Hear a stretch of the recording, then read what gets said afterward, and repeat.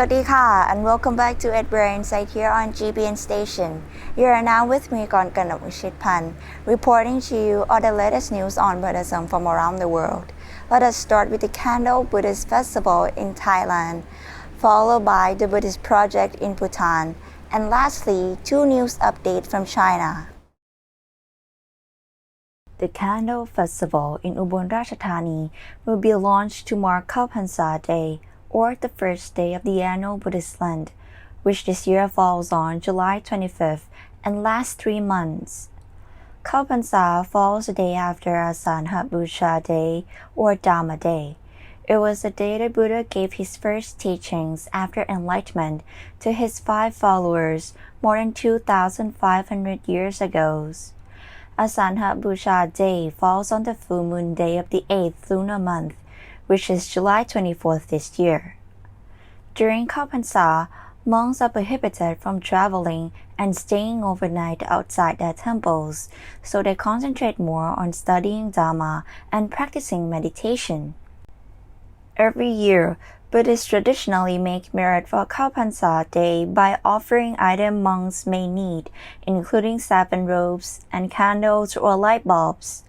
Temples nationwide will normally organize events for people to make merit by purchasing a piece of paraffin wax to make big candles. The candles will be lit in a prayer hall throughout Buddhist Lent.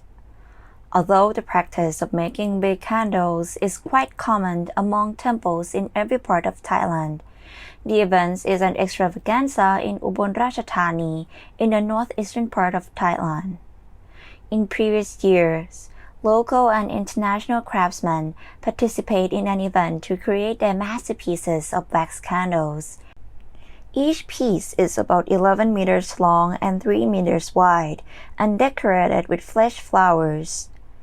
The craft works are carried by truck around the city and starting and ending in Thung Si Mueang Park.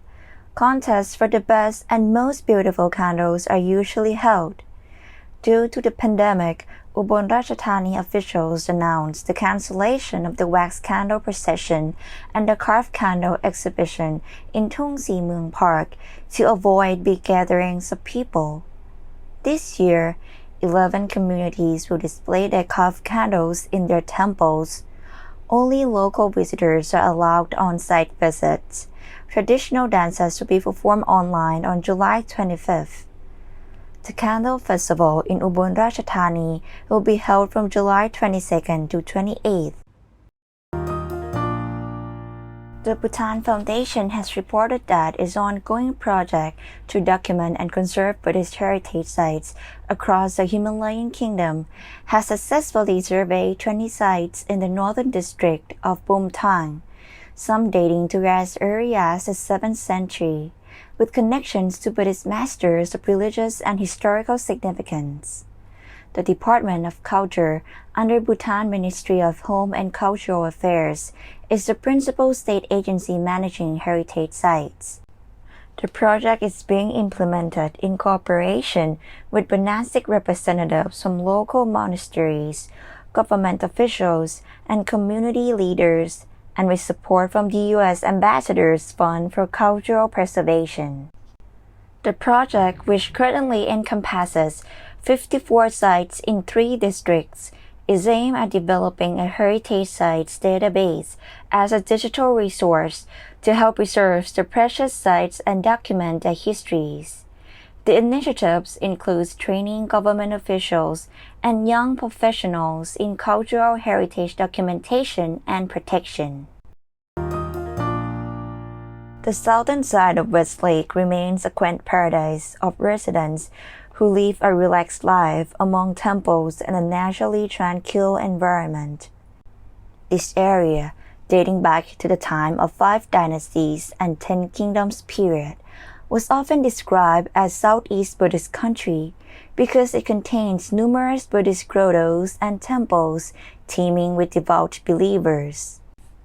In January, local professionals combed through the Buddhist grottos in this area and discovered Buddhism carvings inside Yanxia Cave. The academic research results of this discovery are displayed at Hooper Park, where visitors can learn about the city's Buddhist history and new discoveries through the exhibitions on view. Yansha Cave is a natural limestone cave. Yansha literally means smoke and sunset glow for the dim, hazy light that shines through its stalactite. The cave is filled with lifelike stone luahan or Buddhist arrowhead, carvings made during the 5 dynasties and 10 kingdoms, shown in poses ranging from sitting in contemplative meditation to petting lions. In the Tang dynasty, Buddhism scriptures recorded a number of luahan was 16. During the Song dynasty, the number increased to 18, according to Buddhist archives, said Wang Zhuting, a researcher from Zhejiang Museum. Yansha Cave made a transition from 16 to 18. In Chinese Buddhism, a luahan is a person who has gained insight into the true nature of existence and achieved spiritual enlightenment. The 18 luahan were depicted as the original followers of Buddha. The 18 luahan are also a popular subject in Buddhist art. This depiction of having 18 instead of 16 luahan continues into modern Chinese Buddhist traditions. Today, most temples worship 18 luahan rather than 16.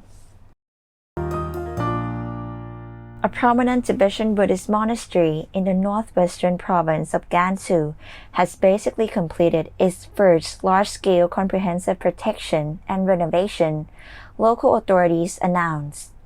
It is a part of wider 400 million yuan preservation project to renovate Labang Monastery, one of the largest temples of the Gelug sect of Tibetan Buddhism.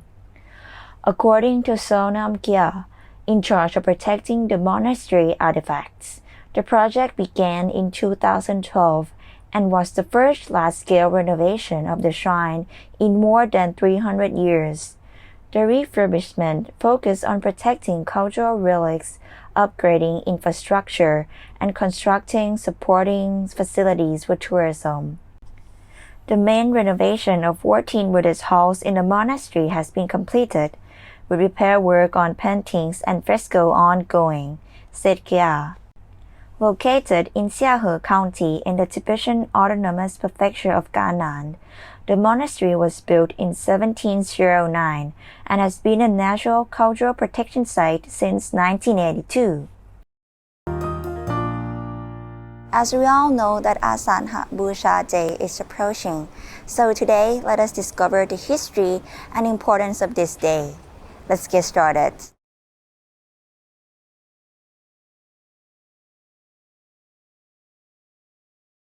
Asalha Puja Day.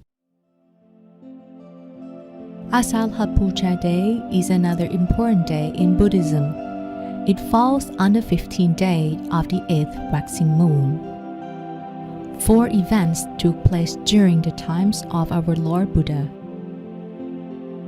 First, it was the day of our Lord Buddha's first sermon to the 5 ascetics in Isipatana Marukatayawan forest near Benares. Second, it was the day of our Lord Buddha's first disciple. His name was Gondana. He became enlightened as the first dream winner. Third, it was the day of the first Buddhist monk. The monk was Gondana. After he had become a stream winner, he requested an ordination. Our Lord Buddha ordained him as the first monk in Buddhism. Fourth, it is the birth date of the Triple Gem, which includes the Buddha, the Dhamma, and the monks.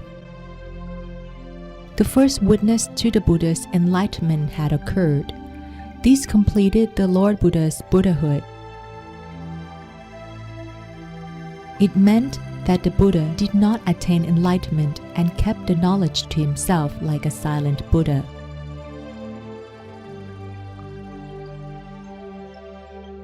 Asalha Puja Day had its beginning after the Buddha's enlightenment.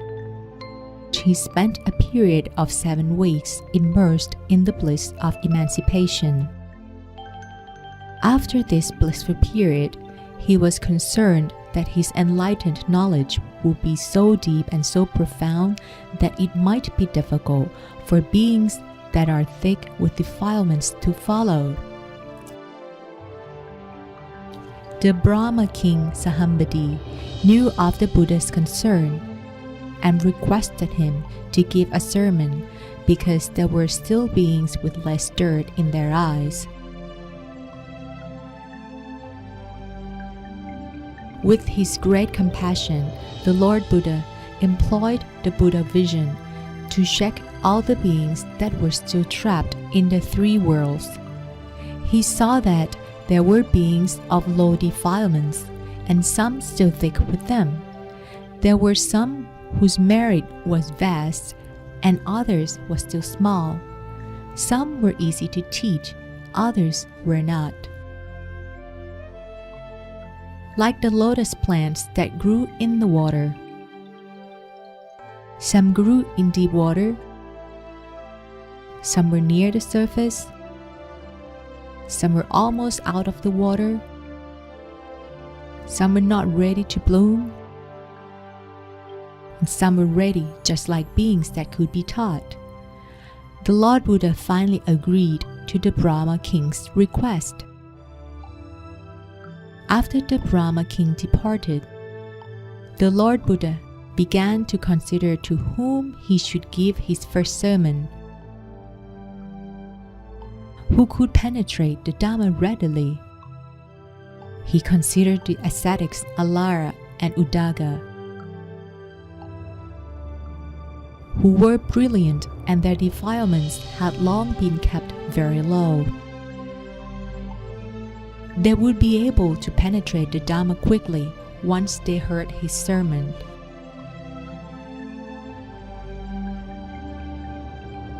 One celestial being knew of the Lord Buddha's intention. He descended from his celestial castle to inform the Lord Buddhas that both ascetics had already been dead. The Lord Buddha checked and found out that both of them had been dead. He thought that it was indeed their great misfortune, because if they had heard the Dhamma, they would have penetrated it immediately. Afterward, he considered the 5 ascetics who were once very good to him. They had attended to him when he was still a bodhisattva. Therefore, he went to see them at the forest. When the ascetics spotted the Lord Buddha from afar, they agreed among one another, "Fellows, this monk Gotama is greedy. He has stopped practicing self-mortification and is coming here because of greed. Here he comes. We will not pay him respect. We will not get up to greet him. And we will not take his alms bowl and his robe for him. We will only prepare a cushioned seat, just in case he wants to sit down." Once the Lord Buddha arrived, the Buddha power caused them to forget their agreement. They all got up to greet him. One took his alms bowl and robe. Another prepared a cushioned seat. One prepared a food bath. Another placed a footstool by the seat. And one presented to the Buddha a foot drying tile. The Lord Buddha sat on the cushioned seat and then washed his feet. After having welcomed the Exalted One, the ascetics addressed him inappropriately by using his name and an inferior title. Then the Lord Buddha forbade the ascetics by saying, "Behold, ascetics, you must not address me by my name or by using an inferior title. Behold, the Tathagata, I am an arahant and I have already attained enlightenment on my own. Pay attention, I shall teach, and I have penetrated the Dhamma. Once you have practiced according to my teaching, soon you will penetrate an incomparable benefit, which is the ultimate of the holy life. After the Lord Buddha said these words, the ascetics had an immediate reaction. Young Gotama, you once practiced self-mortification and could not even then attain enlightenment. Now that you've become greedy and lax, how is it possible that you have attained enlightenment and become a Buddha? After the ascetics expressed their view, the Lord Buddha said, Behold, ascetics, the Tathagata is not greedy, nor is he lax. He is here not because of greed. Behold, the Tathagata is an arahant and has attained enlightenment on his own. Pay attention. I have penetrated the Dhamma. I shall teach. Once you have practiced according to my teaching, soon you will penetrate an incomparable benefit, which is the ultimate of the holy life. The Exalted One repeated these words 3 times. The Lord Buddha continued, Behold, these words that were just uttered have never been spoken before. This is the very first time. Once the ascetics heard the Lord Buddha's confirmation, they were then willing to listen and pay attention to his sermon. The Lord Buddha's first sermon to the 5 ascetics were about 2 things that monks should never practice. First, being involved in all forms of sensual pleasure. This lowly nature belongs to commoners, to ordinary people. It does not belong to holy individuals. It has no benefit. Second, the practice of self-mortification is not the practice of holy individuals. It has no benefit. The Lord Buddha then pressed the middle path, which led him to attain enlightenment. It includes the Noble Eightfold Path and the Four Noble Paths. At the end of the sermon, the ascetic Gondanya understood what he heard and became enlightened as a stream winner. He was able to attain the Dhammagaya. Therefore, this event marked the completion of the Triple Gem.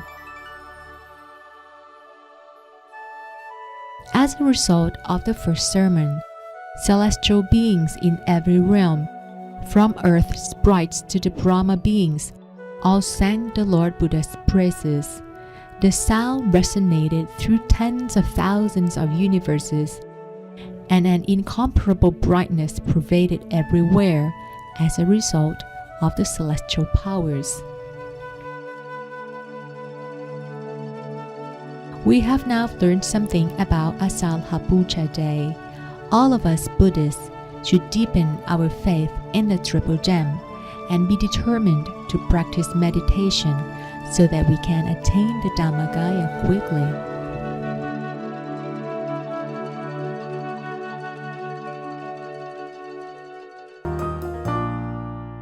And on this upcoming Asalha Puja Day, I would like to invite all of you to take part in this upcoming Asalha Puja Day event via Zoom application.